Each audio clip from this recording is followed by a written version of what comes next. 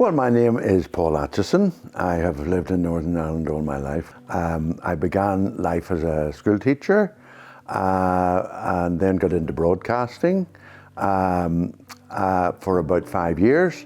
And for the last 30 years, my wife Janice and I have run summer sports camps for children.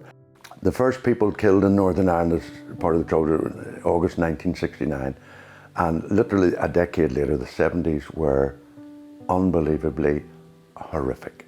Well, it was just a deluge of terrorism. In 1972 was by far the worst year. I think there were 470 odd people killed in 1 year.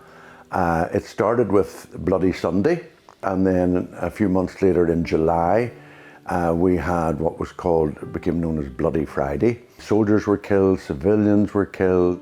At Easter, you could take children for what was called cycling proficiency, and you were told exactly what to do, and they brought their wee bikes and in and out of things and used the brake.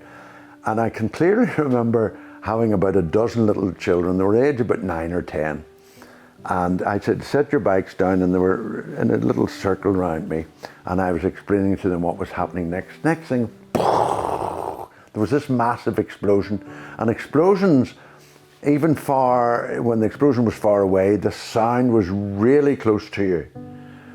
And I'll never forget, those 10 children didn't bat an eyelid. They didn't even go through the routine of saying, oh, there's another bomb, because it was obvious it was another bomb. They just looked at me until the sound settled, and I continued. It was never mentioned. And there was not the slightest reaction from them, because they were used to hearing this. But it's definitely from 1980 things started to get a lot better. There's a hotel in the centre of Belfast called the Europa Hotel, and it has the claim of being the most bombed hotel, I think, in the world. Well, just opposite that, just across the street, is the Grand Opera House, which is one of our big entertainment venues. But because of all the bombs at the Europa, it was damaged, particularly internally. Ceilings come down.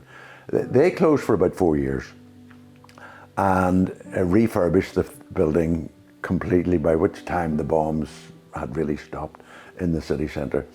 And they reopened at the end of 1980. And then suddenly, if you go up the street called Great Victoria Street past the Europa Hotel, there were restaurants that popped up. There were 3 Italian restaurants that had never been there before. The first time you could have got pizza in Belfast was when they opened up in 1980. The Good Friday Agreement was, hugely significant. As I said, the 1994 ceasefires stopped the violence. And then 4 years later, the Good Friday Agreement cemented the first real attempt to have 2 communities working together, accepting things together, living more easily together. And as I said, for 20 years, it was super. There had been very, very few problems. And the power sharing executive did work very well for a while. It was very good. Northern Ireland was turned around.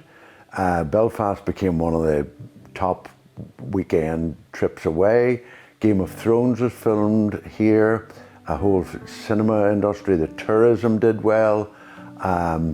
It was fantastic for 1998 for nearly 20 years, and then it sort of started to unravel.